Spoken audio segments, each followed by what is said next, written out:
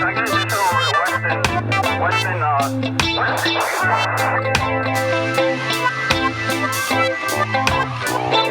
up, Bill? How you doing, man? All right, we're here, man. I'm doing okay, man. We We're had a back. nice little break there. A lot of baseball shit in the first episode. I love baseball, man, and I love talking baseball, especially with somebody who's played it on your level, Tim. But Long Island became more lacrosse though after all the baseball heads left. Yeah. I don't know much about lacrosse. I don't dislike it. It looks like there's some contact in it, some action. I get the game. It's got the stick and the ball, and you're running. It's almost like football, right? You got the little net. You flip it. Yeah. It looks. I see kids practicing. And guys wear little white shorts. You like that, right? Yeah. Bill, was that you? You like that? Why are you trying to force yourself? Me, man. No, I get the look. I'm not bad. I don't have anything against lacrosse, really. We talked about soccer, how much it bothers me, but I'm sorry, Pam. I know you're probably a big fan. You're Italian heritage, right? Right, you know. Bocce ball.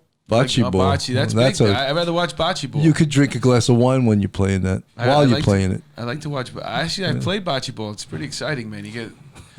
No, it is. You get it, and you see the old Italian guys playing it, right? There's a nice court over in the square in Queens. You know the restaurant over there. South Beach has one. There was a restaurant in Manhattan on the Upper East Side that had a bocce ball court inside the restaurant. Well, the one in Queens I'm talking about is in Corona.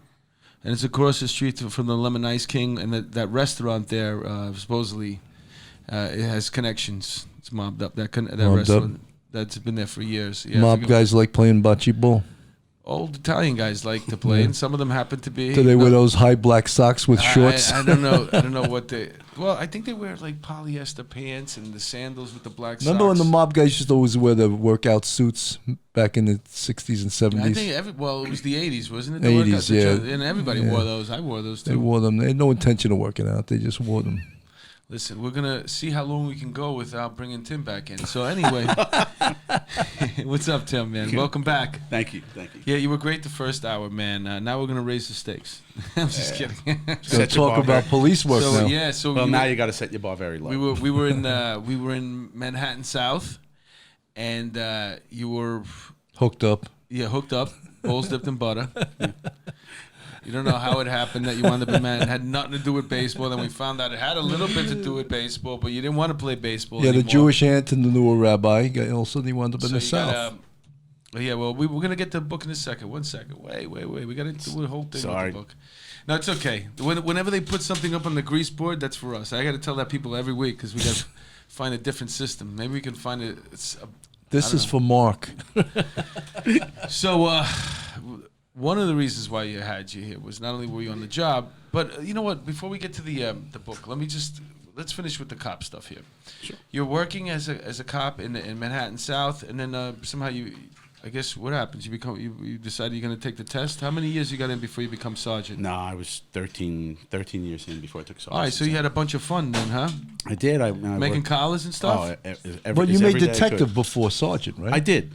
Yeah. Oh, so okay. I worked in a like a street narcotics unit in the precinct, and then I went to anti-crime, and then you were buying drugs. No, in the precinct. So you're picking off bodies, and then I went to anti-crime in Midtown South, and then I went up to Manhattan North Narcotics in 2006. And you got your shield out of there? I did. It was great. Fun times, right? Oh my God, You said Manhattan North? Yeah, I worked in the in the beginning we principally covered the 3-4. I went to a couple of your Christmas parties. Yeah, not bad. Listen, folks, if you could find out now, it's too late this season, but especially if you're on the job.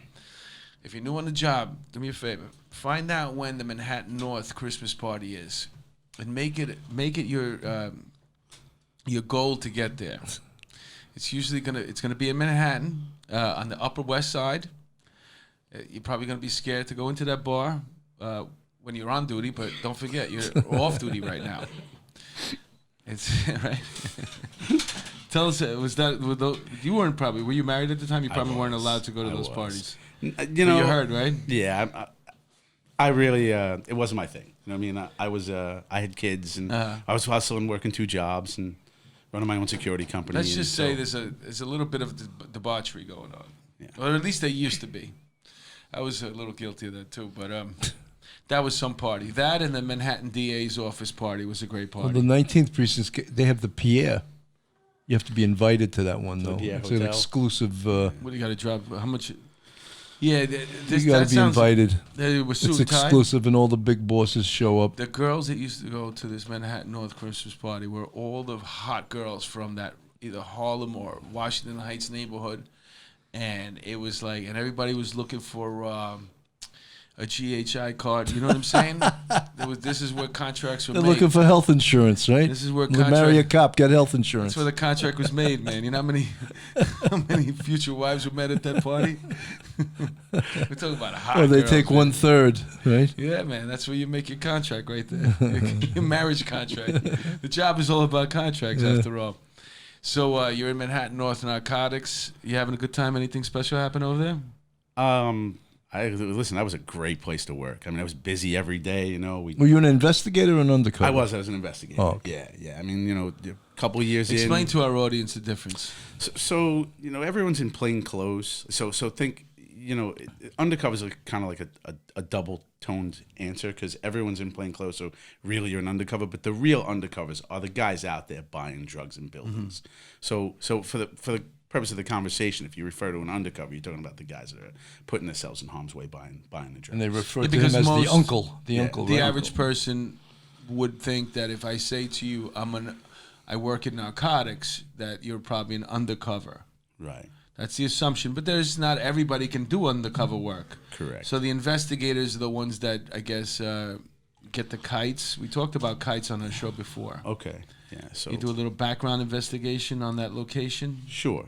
I mean, like for the purpose of the conversation, really, what you're trying to do, especially up in the Heights, you know, violent narcotics overrun, is the idea is to use people to buy stuff on the street, push that back into buildings, so that you can then do search warrants, execute larger search warrants, and then have those guys give up information on the bigger guys that are delivering. So if you're doing it right, they say inside out, outside in, right? So get them on the street level, get inside, do big search warrants, do cases, push it outside, and lock up suppliers. And so that, where we were, that was really the goal. And so, you know, it took you a couple of years to kind of figure out what you're really, really doing. And once we had a handle on it, you know, we built some big cases, Title III cases, wiretapping, and you know, and I think in 1998, the team that I was a part of did in the case I was the co-case officer on, seized 100 kilos of coke, which is That's nice. yeah, Where'd you work mostly? How long did 3, it take 4, for you to 3, finish 3? that? yeah. How long did it take for you to finish that?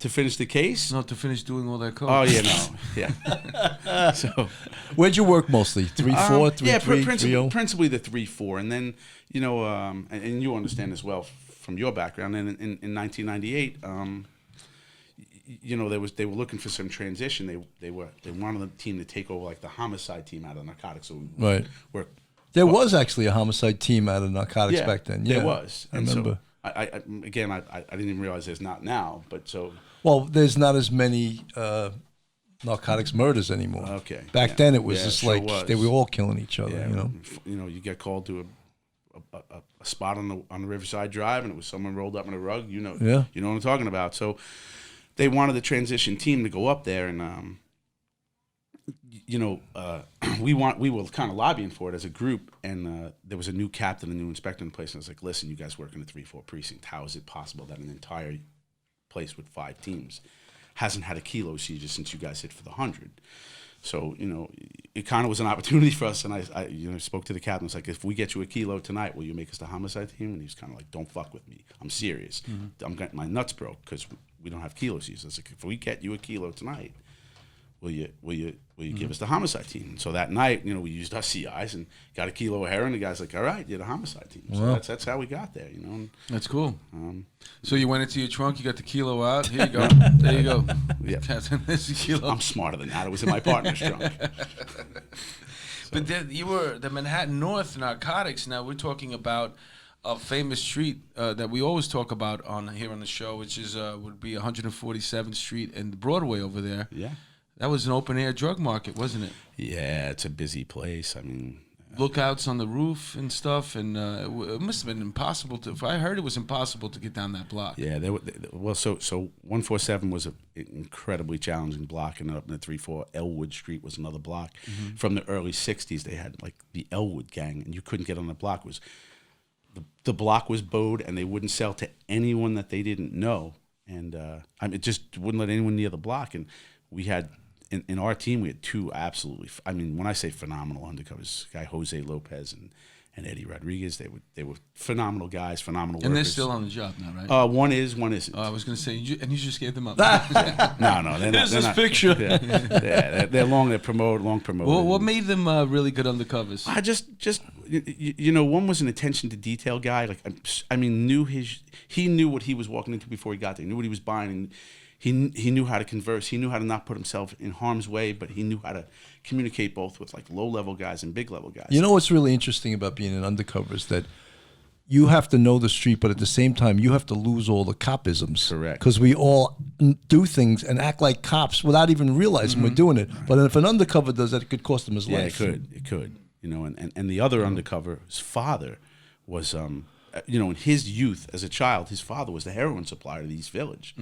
So he had an understanding. He had a truly Understanding of the a drug really trade. An understanding of what was going on. He knows the business, and so he could. That kid could talk to anyone, and so he went on Elwood Street, which no one would sell to, and he struck up a conversation with these guys, and he had him cracking up laughing because he's a very funny kid. Not as funny as you, I get it, but Not stand-up comic funny, but right. funny. And so they asked him like, "Hey, well, what are we calling you?" He's like, "What else would you call me, Gordo? Like fat." And so they were cracking up laughing from that. He broke in, and we spent a couple of years on that block, He kept buying up. putting Title IIIs on each side of the street, closing some homicides. Like What is it? Title III? Tell us. I'm sorry. Yeah. So the feds call it a Title III. It's an eavesdropping warrant. It's literally recording conversations off phones, devices. So you're capturing information. In policing, like they say, it's the most intrusive work you can do because you have to exhaust every lead you have had, and you cannot lock these guys up without actually capturing their information from their phones. So it requires like surveillance, buys.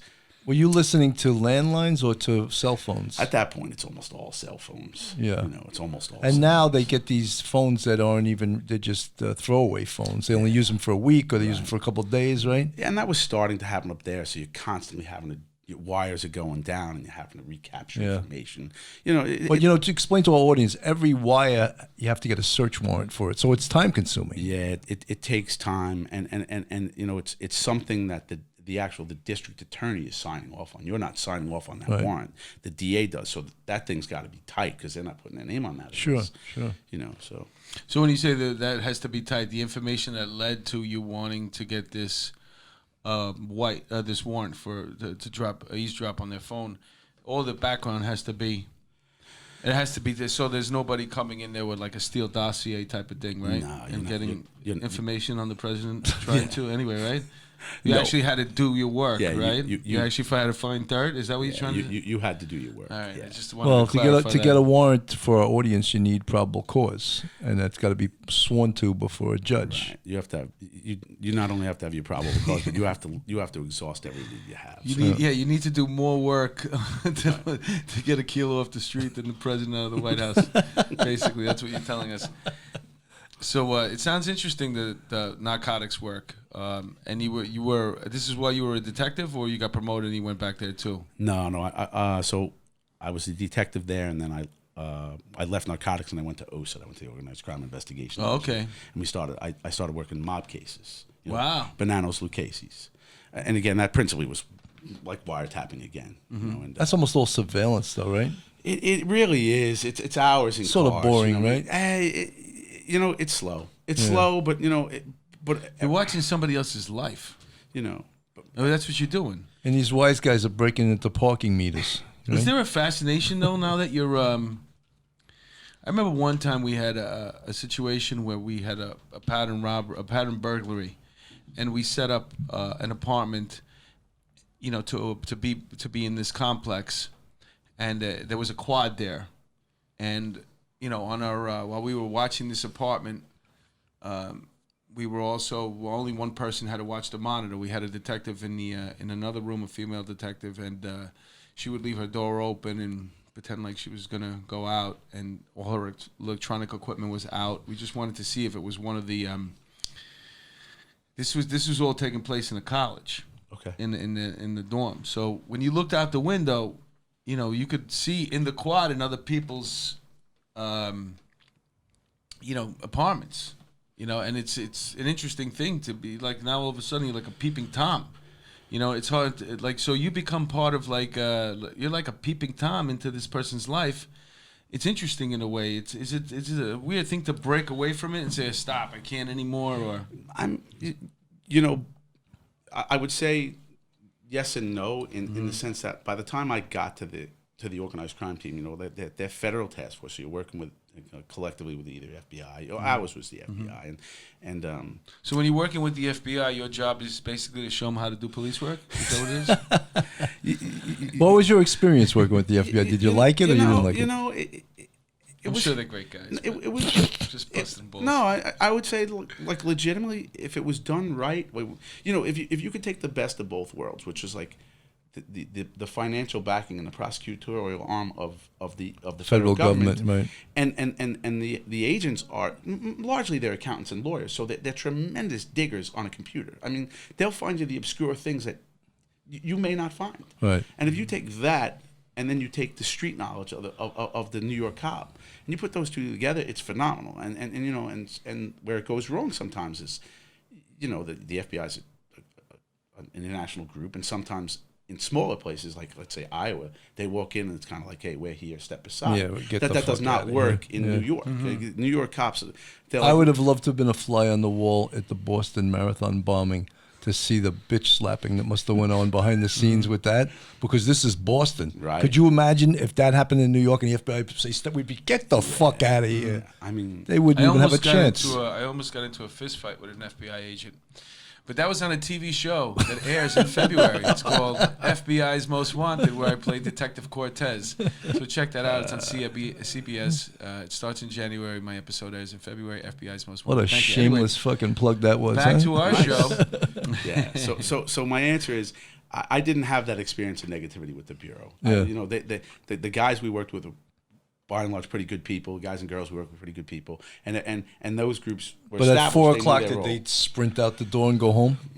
They don't have a 4 to 12? They just do day tours? Listen. Do they? Look, he doesn't want to talk bad about the FBI. He's the first cop I ever heard. They're new to the department, right? So they're kind of like new to the department. Okay, but by and large, their they department needs them to end at 4 To o'clock. end at 4. They're 8 at night to 6 in the morning.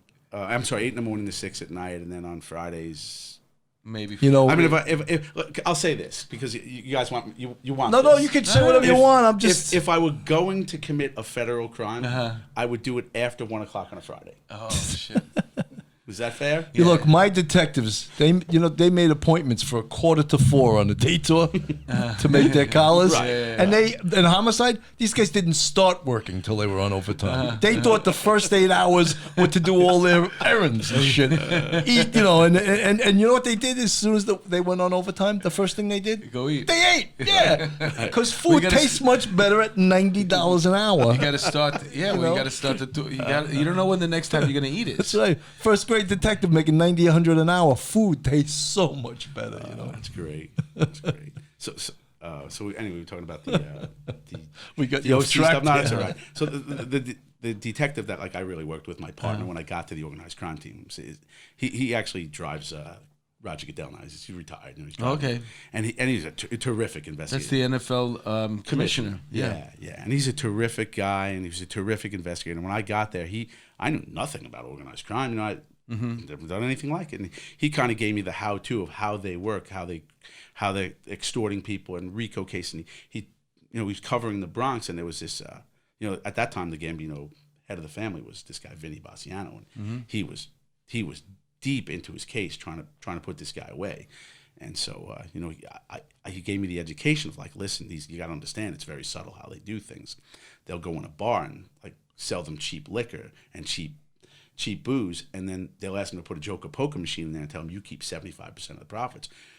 I would just want 25. So it's like straight profit on its outset for the bar, and then little by little they start to like raise the prices and take a little more from these, the joker poker machines, until the point that they strong arm these guys like, all right, well, we're going above the number and we're going to charge you like, let's say $25, $30 more a keg.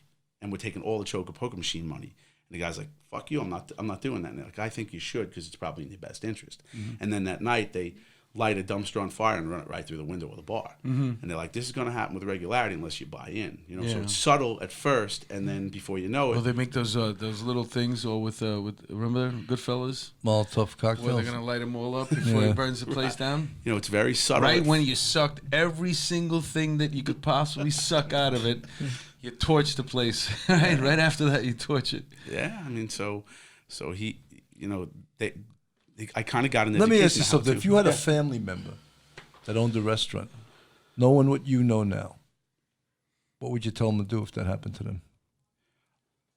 yeah, I mean, you're in a tough spot. I mean, honestly, you're asking me now if No, they, what if you go right to the FBI and say, look, these scumbags are trying to extort me? yeah, I mean, so the FBI. So what are you going to let them extort you? I think the FBI, you know, in a place like that, right out of the get go, they'd put F-birds on you and they'd start to record you to see if they could capture what's coming in. So they'd be on that case. Right. But when the first person comes in and approaches you about buying liquor at a cheaper price, that's business. Yes. Now the problem is like how much cheaper, right? Because sometimes if it's too good to be true, it is.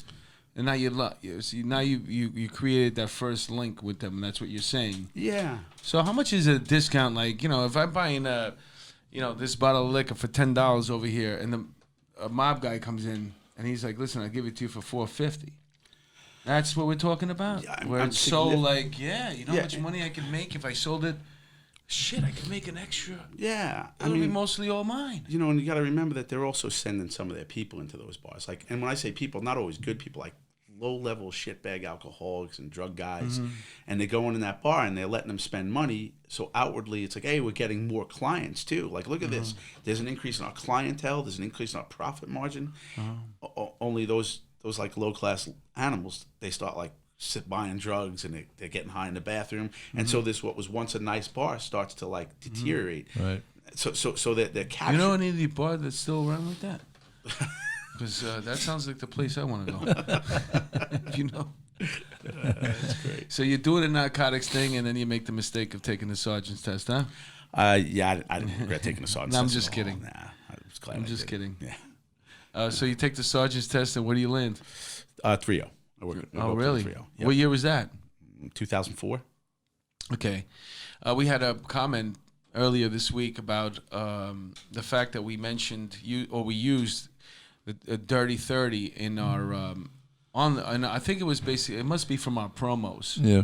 And you got to realize we're trying to promote a show to people that may be on the fence. They like law enforcement stuff. They don't know about the show. That might raise a curiosity to the civilian listener. So shame on us. I mean, we don't want to constantly keep pushing the fact that the 30th precinct had a problem at one time or another. But it is a fact. The shit happened there. Yep. There is a book called The Dirty 30. We didn't create it, but we don't want to keep perpetuating a negative stereotype. That's not our job here. Shame on us. We did it for the promotion of the podcast. That's what I'm assuming that we got the criticism for, Bill. No, I think that, we're talking to Vic Hollyfield. He was there during it. He was an honest cop. And, we were just talking about some of the things that happened while he was there and how these two parallel investigations, one by the Manhattan DA's office and one by the feds, were running as the precinct was running amok. Two guys committed suicide. A cop was going to shoot another cop in front of the desk. So we couldn't not talk about it. Right. It was important but to talk about it. I think it's with the criticism that we got was that I think, because I doubt whoever made the criticism actually listened to the show, because if you listen, then you see what happened and how we got into it and how we really didn't exploit it. We're not investigative reporters here by any stretch of the imagination. We covered it. But in promoting the show, that's what I think that they saw. In the promotion, when you're pushing the episode that week, you may say, he was a sergeant in the Dirty 30, so we're pushing that. And that's part of promotion. But That's something, when we promotion 101. spoke to Chief Anamone, we spoke about that too, which I don't that show think didn't come on yet. I'm going back. I'm harping on the promotion thing. Yeah. I think the criticism that we got from somebody who made a comment on one of our social media things was that you got to stop. You guys, anybody should know, you should stop saying Dirty 30. And you can't, if you're talking to somebody that worked there, But That's I what it was actually called. told him if he wants to censor us, he can start his own podcast and talk about whatever he wants to talk Listen, about. You know, criticism is not yeah, always that, bad. look, he can criticize us. I don't care. mind pissing people off. I'm You just know, such a nice I guy. got thick. Look, we're cops. We have thick skin, right? I'm a nice guy. We don't bleed when we get shot or stabbed. You know. But when you were working in the 30th precinct as a sergeant, that was already done. That was long ago. Yeah, that was already. So they moved on, and now you're up there, and And the 3-0 wasn't even that busy in those years, right? Well, no, the early years in the early. No, 90s. I'm talking By the about time when I you first got there. I Yeah, mean, yeah. when I first got there, it had its you know, It's moments. its Yeah. moment. But it was, yeah, it was. so it was, again, a back great then place to you work. were probably making that. You were probably coming home with maybe a couple $100 a day, extra in your pocket a day when you were working in that when it was dirty. But when you were working there, how much did you come home with every day? Yeah. Every Thursday a paycheck. That's Right. I go to work with $5 in my pocket, and I come home with $5 in my pocket. Nah, the 3-0 was a great place to be a sergeant. I wish I would have been there longer. You know, How long did you stay there? like 5 months. So it was basically like your little training there. I'm not. Do they still do that? No. You go to a 6-month command and then you go to your permanent I command. don't know. I didn't make it that far. I mean, Oh, I went. okay. Where'd you go The out of there? 3-0 was my that was my command. Permanent I was command. there for about 4 tours, and they made me the SNU sergeant. So Oh. I took over the SNU team. It was terrific. I was really happy. And then in a couple days before Christmas, I got a phone call from a good friend of mine who's, you know, he got drafted too. He's an internal affairs lieutenant. He's like, "Hey, congratulations, you're joining us." I was like, "Hang up the phone and shut up. You don't have to stop." And he's like, "No, I'm not kidding you, dude. They just picked you up." So they kidnapped you? to Yeah, I was IEP? one of the guys that got me. I was one of the draftees as a sergeant. Because you had So investigative when experience. Yeah. when you were a rookie, they kidnapped you, right? They took you uptown, and now you become sergeant. They kidnap This you is a again. pattern of getting kidnapped. So the You were in my building then, 3280 Broadway. No, I actually went to Group 41. I did the OCCB group, so I was in Queens. okay. I was over to 59th Street Bridge. what'd you think of working over there? Yeah, that was a long 2 years, 3 months, and 4 days. But who's counting? But Yeah. Did they try to keep you after the time was up? they did. I mean, Entice you with SDS money? So again, I'll give you a couple funny stories. If the day I actually get there, so I owned a security company, and I had While worked- you were on the job. Yeah. Through most of it, I own my own business, and so David Letterman was like one of our principal clients, and I'd worked the night before, which would have been the next morning, first day in internal affairs, and probably like 6 in the morning, I was getting I had just developed a terrible stomach virus. But you got to go down to 315 Hudson to Lower Manhattan and go meet the chiefs. Like it's these two guys with Campese and Crowley. Those I don't know who it is anymore, but they were the chiefs of IAB. So I'm sitting outside of Those his guys office. never even took a cup of coffee. They were so honest. Yeah, I'm sure. What did you talk about? Every Monday you had to do this? No. This is like your introduction. Like I just got That's what transferred in. Campese okay. says They in make his you book. go down. Never and then, took a cup of then coffee. you go, and then they hand you like your paperwork and tell you, all right, this is where you're being assigned. So I'm sitting outside of this guy Crawley's office. I guess he was the executive chief there. And you got the shits. No, I was going to throw up all over the place. Oh, And so okay. the guy, they see me and I'm soaked in sweat. And he's like, "Son, it's going to be okay, man. It's not as bad as you think it is." I'm like, Good. "No, you don't understand. I don't feel good." He's like, "Listen, I promise you." He's like, "You get 6 weeks vacation. You get 20-something chart days." He's like, "You got to do training." All the cheese you can eat. He's like, "It's going to go really fast." And he calls me in his office. And I hurled all over his office. Oh, great. Really? Excellent. Oh, it was brutal. And he was so mad. I mean, he was so mad. He's like, "You could leave now." You know, like Where did you do this? like right in front of his desk. You know, I'm just sitting. Just like on the floor. I was right so there, or sick. You know, I just hurled in front of his desk. So he's like, "You can leave now." You know, so I get in the car and I drive home, and I went sick for like the rest of that week. Yeah, that was 1 week I didn't have to work in the rat squad. It was great.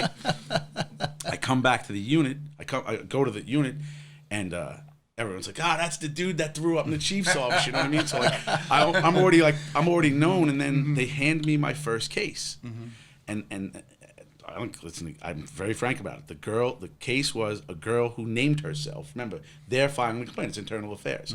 She calls herself Crystal Pink Foster.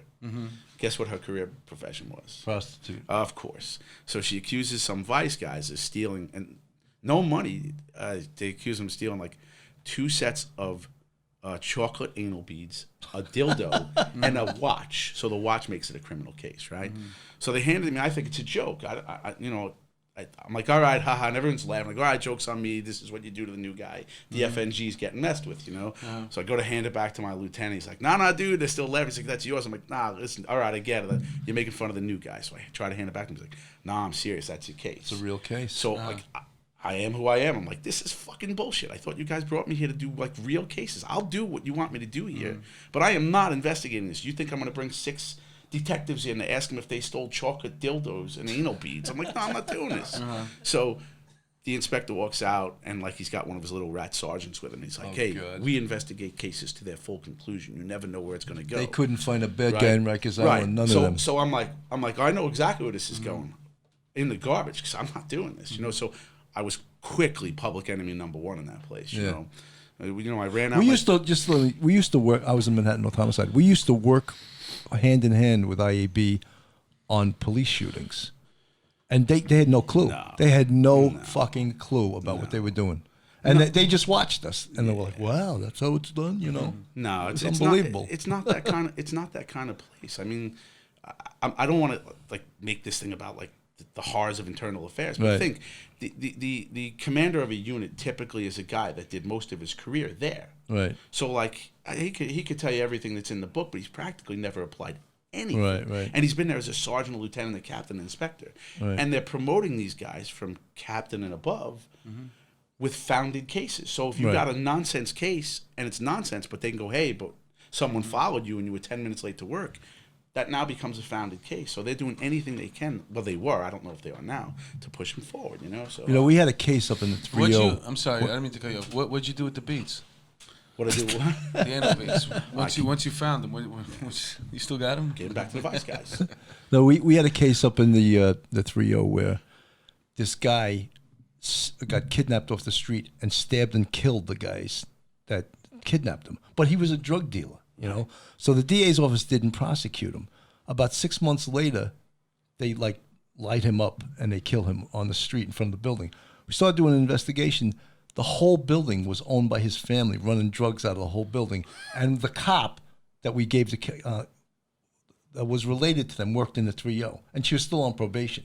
We were like, fire this bitch. Right. You know, they didn't. That we gave them a case like this. And they were like, there's really nothing we can do. This IEB captain says to us, no, there's really nothing we can do. I go, what do you mean they can't? We gave you this. She's but she's on probation. Get rid of her. Yeah. The family's running the drugs in this. Her father got A1'd. Her uncle got deported. Their whole family, it was like a big drug operation. And she's probably still in this job to this day. A total loser. Mm-hmm. I probably was supervising. You know? Probably my state team. Total loser, this girl. That's terrible. So we were screaming at her when we interviewed her.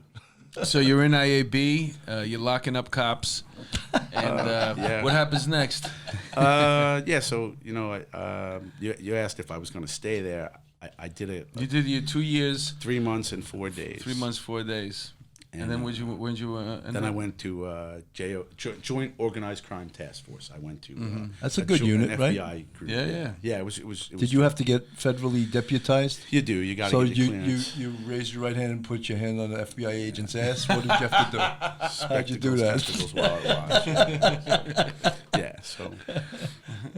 No. What was the process of getting deputized? Yeah, it's involved because they're going back to like your elementary school. They're interviewing people. I mean, they do it. They do a very. You had to get the clearance, right? You do. You know, it's a very involved financial background investigation on you. And I was doing financial cases there. You know, Albanian. I did YACS, Yugoslavia, Albania, Croatia, Serbia. That was my countries. And then I had. There are some nasty organized crime people, right? Yeah, they're brilliant. They're brilliant jewel thieves. They don't say a word. They're tough. They're tough. Like they never talk when they get caught, right? They don't. They're like Russians, right? They don't say a word. They're worse than the Russians. They never speak. The Yaks are what are they again? Yugoslavian, Armenians, Croatians, and Serbs. Yeah, Albanian, Croatian, Serbian. Yeah. So and then I had financial terrorism. So I had And then I wanted to be there anyway because my partner was killed on 9/11. So my goal for the whole time was to get to a unit where you could impact some change and catch some of these savages. In the 80s, they used to, when the Yaks came to New York, they used to take a van and like drive it right through the Fred the Furrier front window and pull up in a Grand Fury with a light. And when people were like, "What's going on?" "Well, the police, we got," and then they would load the van with all the furs. They did the same thing to Tiffany's. They used to do it all the time in the North and the South. And then what they also would do, they knew police procedure. They would call a 13, like 30 blocks away. So every single car would be at the 13th while they're loading the furs or the jewels, and then they would go across the 59th Street Bridge. No, they're brilliant. Yeah. I mean, for what they do, they're brilliant jewel thieves. They're brilliant. Yeah. So what's happening now while you're with this new terrorist thing, the new place that you're working with the yaks. Oh, you mean in organized crime? Yeah. So I mean, like I said, in that unit, they're very veteran detectives. These are guys coming from like homicide units, or You get the car, you get a car, take home car. You do. Credit, you get credit card. the phone. You get a phone. Yeah, they treat you. They treat you well. There's an expectation that I would say as a supervisor there, your primary responsibility really is to make sure that the boys play in the sandbox well. There is some obvious tension at times between the two agencies, and your job really is to make sure that all people play in the sandbox well, and that the cases are constantly moving forward. And again, Was any of this connected to terrorism at all?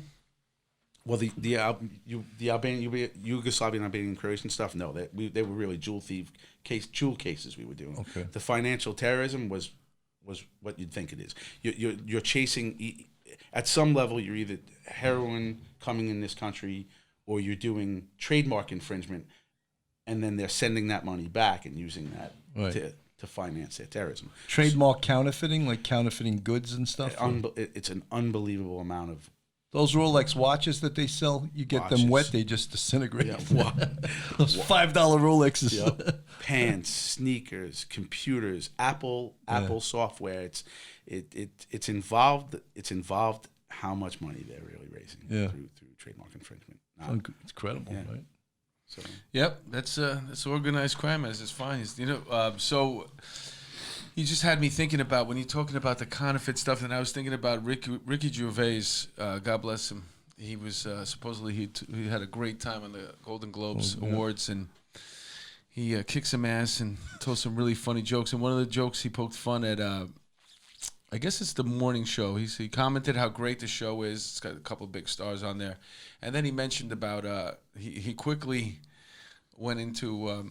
About how the Apple makes products in China with slave labor. Basically, that was the joke.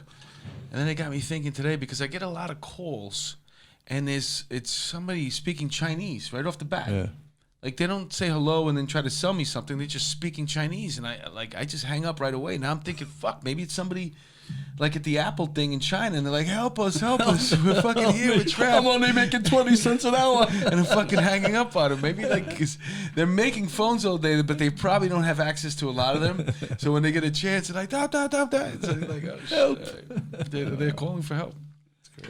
It's great. So when did you get to writing the book, man? That's what I'm curious about. The book is called Balls, Brawls, and Badges. And it's a big freaking thick book, bro. Yeah. You have pictures in here, man. But there's a lot of words, too. We are still cops, right? So what got to be some pictures in there. Well, at least you use the big typeface. Yeah. Not big enough. But it's so how did you get to writing the book? Like, what was the core thing? So 2010, for about 6 or 9 months, I'm really not feeling too well. Like, just sick every day. And I kind of thought, like, man. What kind of sickness? Yeah, coughing up like some blood. You're some coughing up shit. blood, yeah, very lethargic. Like, at that time, I wasn't the fat man that I am today. You know, I ran 5 miles a day. You're really not fat at 5 all, days by a the way. week. He wants to take it back, everything he said now. He can't. No, I said stocky, like built. I don't think he's fat. So, sometimes. So sick. Wait a minute. You said 6 months you're coughing up blood? Yeah, periodically, and just generally, like, very lethargic. Peeing blood too? No, just coughing up some crap and running low grade fevers, and just generally, like, really lethargic. Like, so over maybe really about 9 months, but 6 months, I was just not feeling well, and I was like, God, this is, everybody said, you start turning 40, it starts to break down. You're just 40 at this. Yeah. Okay. So, you start to break down. I guess this is it. I was never really a big doctor guy anyway. I never really went to the doctor. So, like I said, we would go in the gym, we work out every day, and it had gotten to a point where I couldn't walk a mile on a treadmill. So over 6 months, I went from running 5 miles, I couldn't walk a mile, and the guy I worked with, the lieutenant I worked with in internal affairs that gave me the vice case with the anal beads, was now the lieutenant in OCID with me in JOCTF, and he's like, hey, listen, let's get the hell out of here. We'll go check on our guys. We're doing a takedown in a couple days here, and he took me to some like clinic, where he took his kids in Queens where he grew up.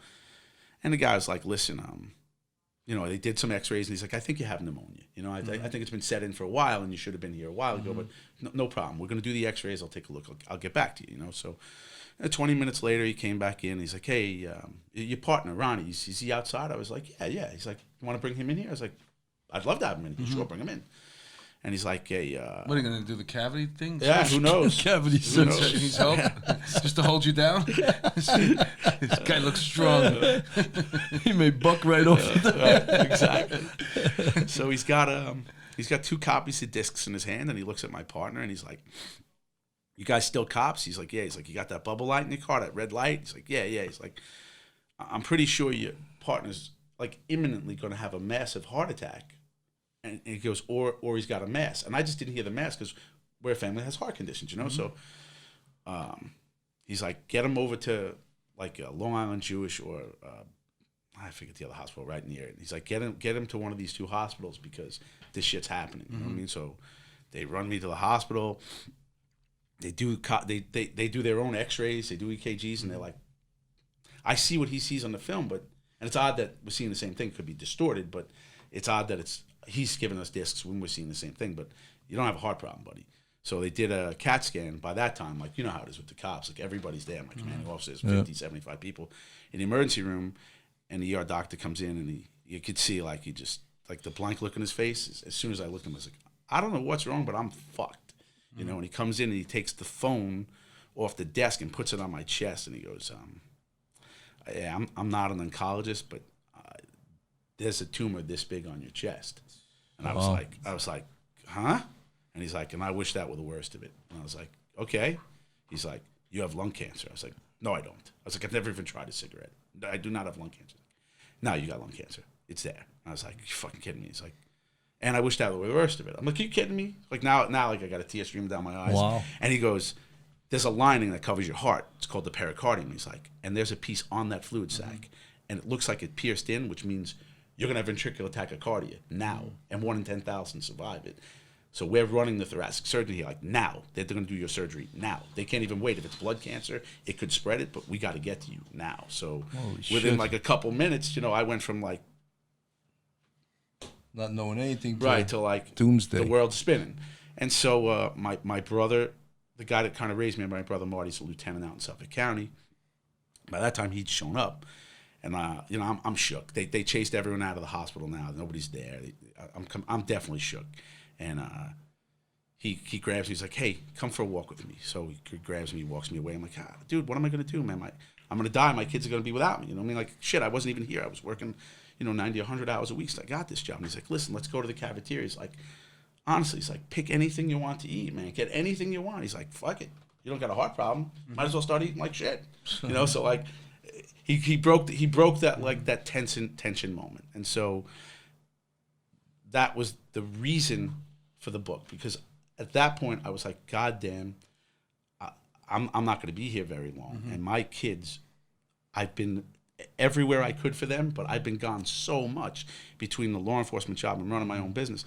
They don't really know what makes their pops tick. So and your kid, you said you have 3 kids. I do, and at that time was this all 9/11 related? It was. Yeah. So it was a rare form of cancer that they hadn't seen before? They had seen this before? It's completely treatable, non-Hodgkin's lymphoma that everybody should be able to beat, but everyone was dying. That first group, there was like 13 guys, they all died from it. Oh, wow. Was it a misdiagnosis? Or? Nothing, right on the money. Well, once they got me to Sloan Kettering, they diagnosed it right away. They knew it was not stage, they call it 4E because it was spreading so fast. 4E, exigent, non-Hodgkin's What is lymphoma. spreading really fast? Like what?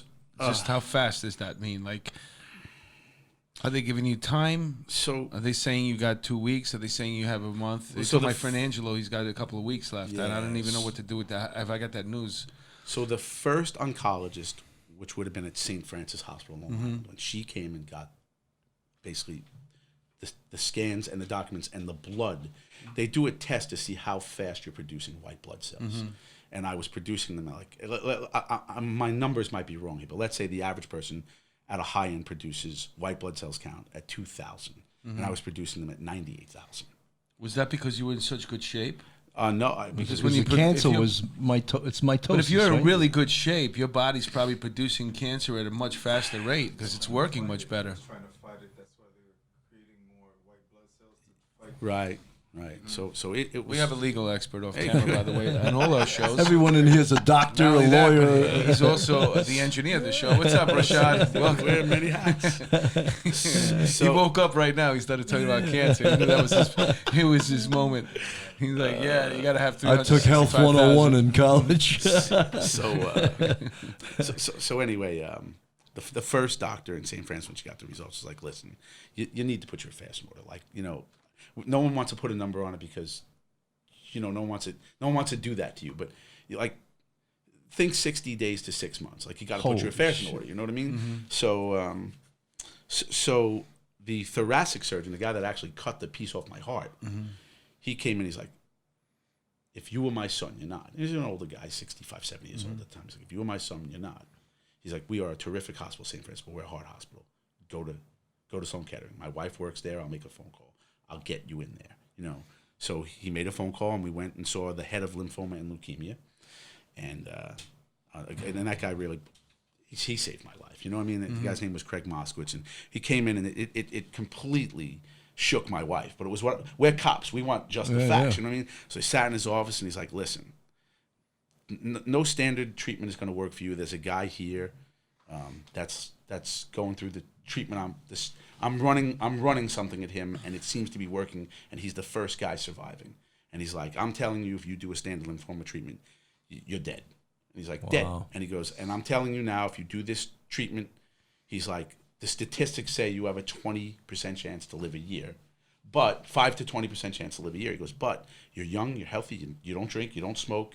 He's like, so I think your numbers are better. He's like, if it works, you'll be like our If I were you, I'd start smoking and drinking. Yeah, that's great.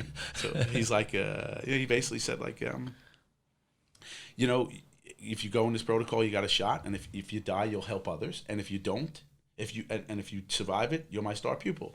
And my wife was bawling and crying because I don't think she was really prepared to hear that, and that was the one that kicked me in gear. I was like, all right, let's do this. This is a fight. Let me I'm ask ready. you a question. When you went to Sloan Kettering, now you're speaking to this doctor. You're becoming part of a trial. Yeah. My son works there now. He's a recent college graduate, and his job is to basically put together all these folders for these trials. So if you were in a clinical trial, he was, that's his job. So it's interesting, like that. Yeah, how it comes small around. world, right? Yeah. So you mentioned your wife that she couldn't handle it, but you. I mean, she was a rock through the whole thing, but in that moment, that was the one that really broke her. I don't think she was just prepared.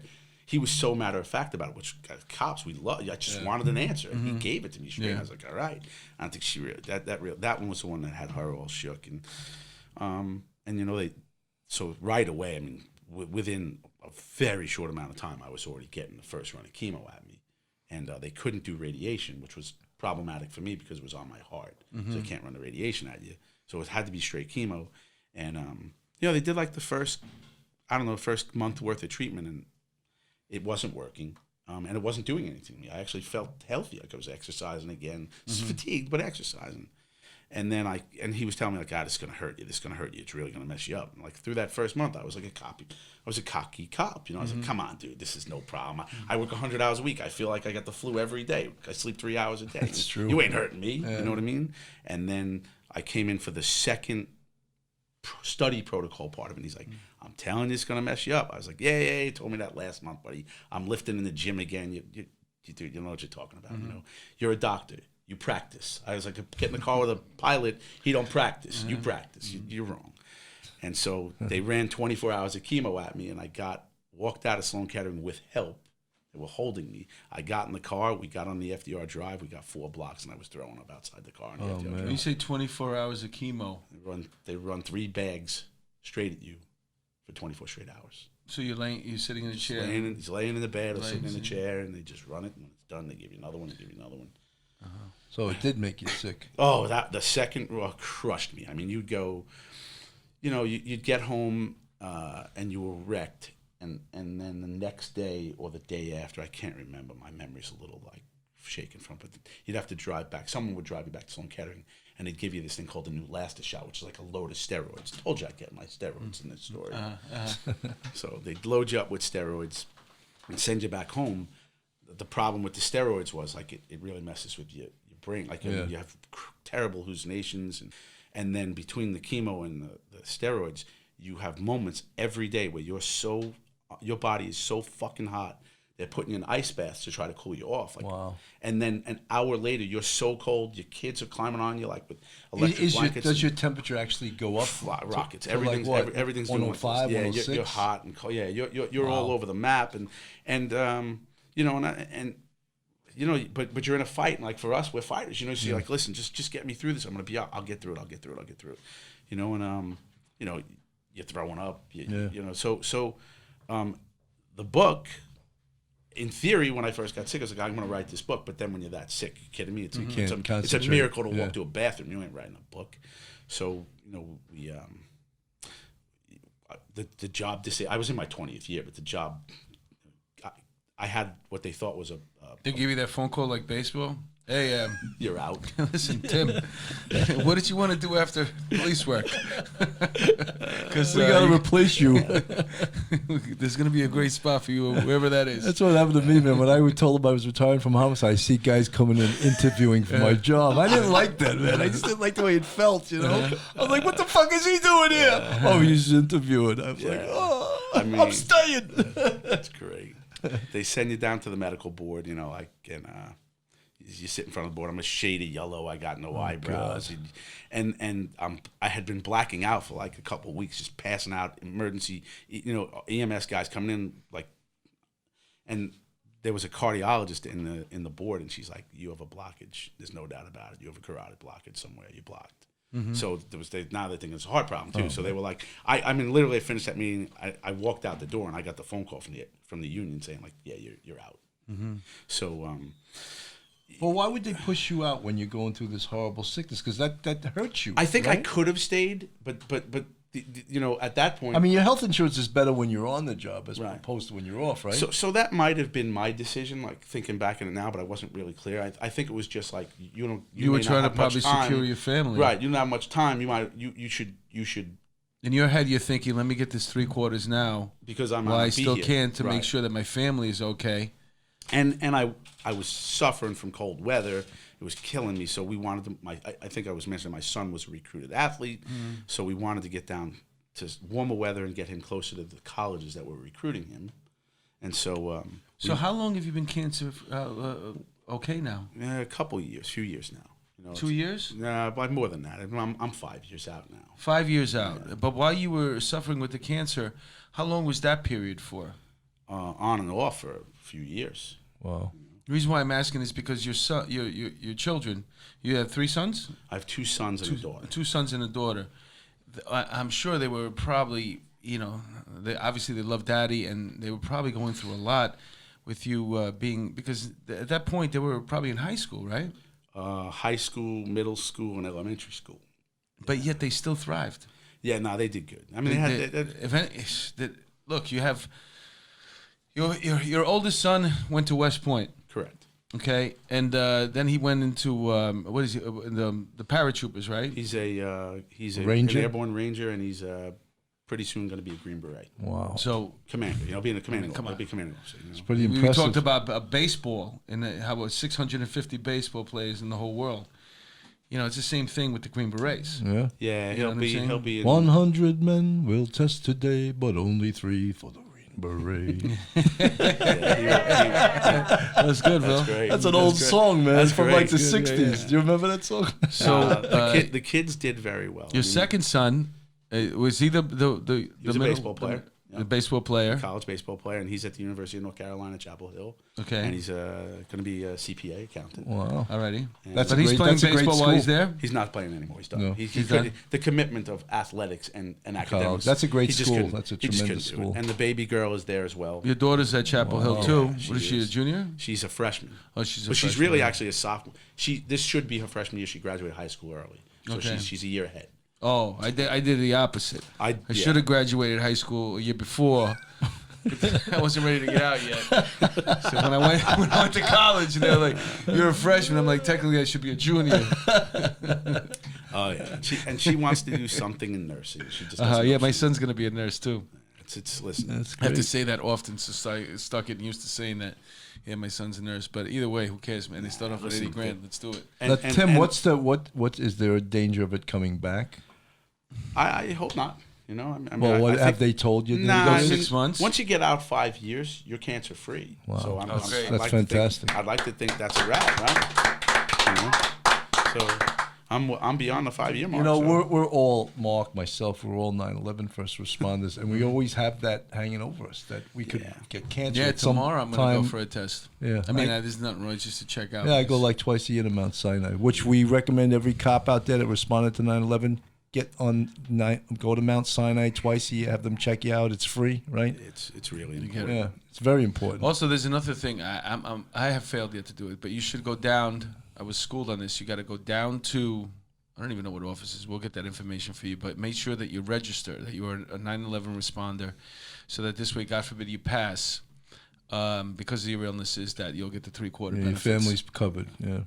That's very important. So back to the book before Sure. we close out. Yep. You feel like at least you're in the clear with the cancer a little bit in the first stages. Is that when you start writing the book? So I wrote the book. I started writing the book in 2017. Mm-hmm. You know, we moved to South Carolina. I opened up a sports training facility, a baseball training and speed and strength. Oh, is that where you facility. are now? I'm in North Carolina. Okay. Because I like to move. Yeah, you got to move around. He's all over the place. So for 7 years, I owned and operated a sports training facility. What was that like? It's incredible. I mean, training athletes. How can I Yeah, do that's that? beautiful. You're right? making bigger, faster, What stronger. did you have? athletes. What was the name of the facility? Pro Performance Athletics. And what did you have inside there? You know, full gym, cages, bullpens. Sucking the money right out of his families, It was- right? Every parent thinks that they got the next freaking. Is this near Hilton Head? It's outside of Charleston. Every town called Mount parent, Pleasant. every parent thinks they got the next Aaron Judd. Oh, that's right. Judge, They'll right? spend anything. But You are yeah, right. yeah, I did. You are right. I did. So, but I love those places, man. I like the all-in-ones as a parent because, you know, you can bring your child there and they can go to the batting cage. They can get pitching, coaching, instruction. It's all in one facility. There's not a lot of driving around. You could let them run in there. You could sit in the car smoking cigarettes, having, you know, that's what I used to do. I mean, what they get out of that facility, you know, the guy was partners with, like, had his doctorate degree in kinesiology. So these kids, and he was a strength coach. He from believes Ohio in State. Martians and stuff, this guy you worked with? What's Kinesiology. What is that? Martians, right? I mean, he you know, was a strength coach. He's at showing Ohio his State. 700 SAT score.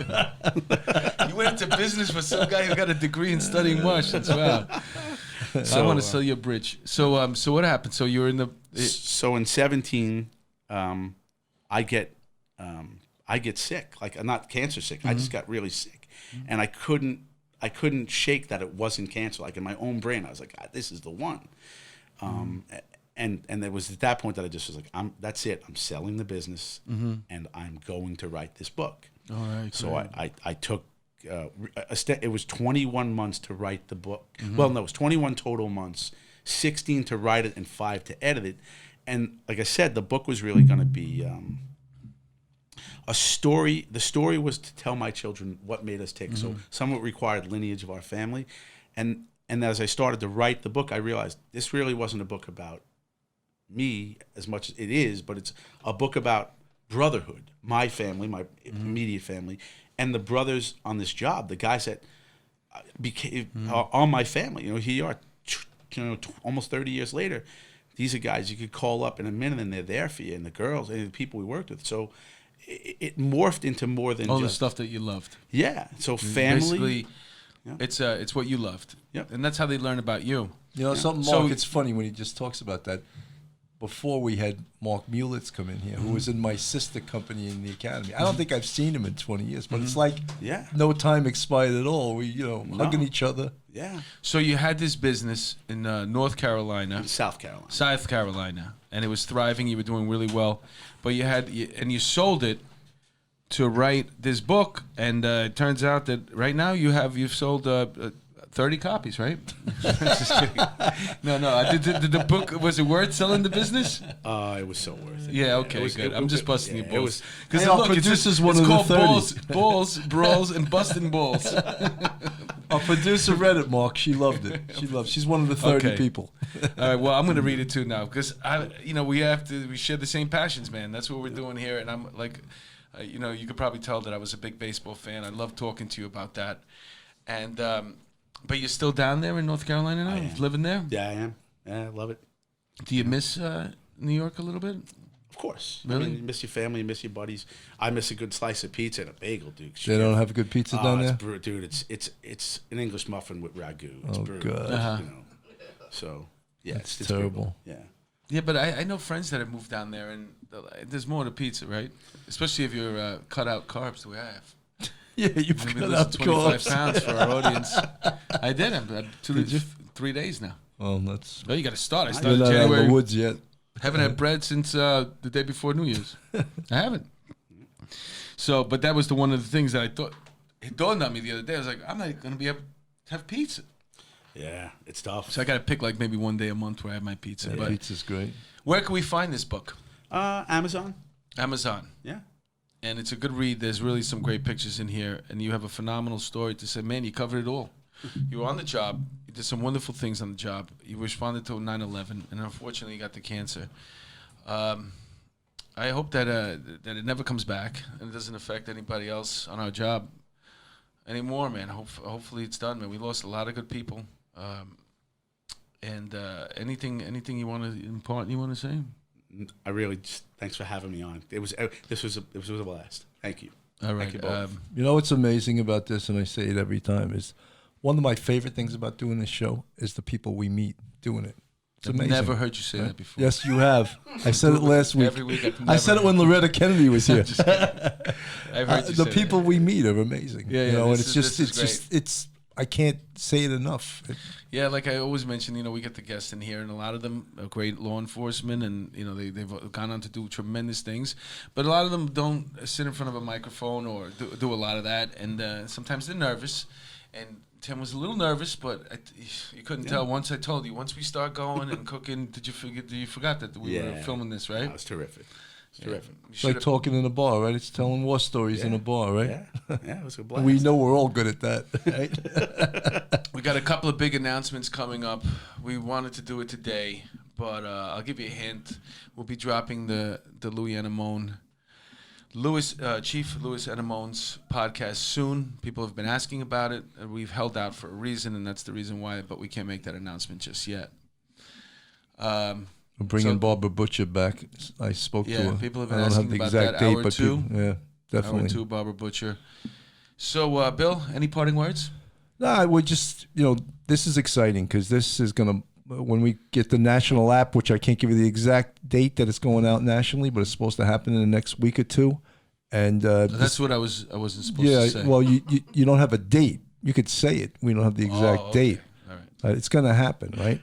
And then we're going to blow up, and we may need disguises. We may need his security company to guard us. I have no doubt that this is going to become a very, very popular show throughout the country because I don't really have.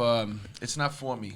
It's like I want to do it because I want to get the word out about law enforcement. I want people to have a place to go if they need resources in their area, and stuff like that. Spread the word.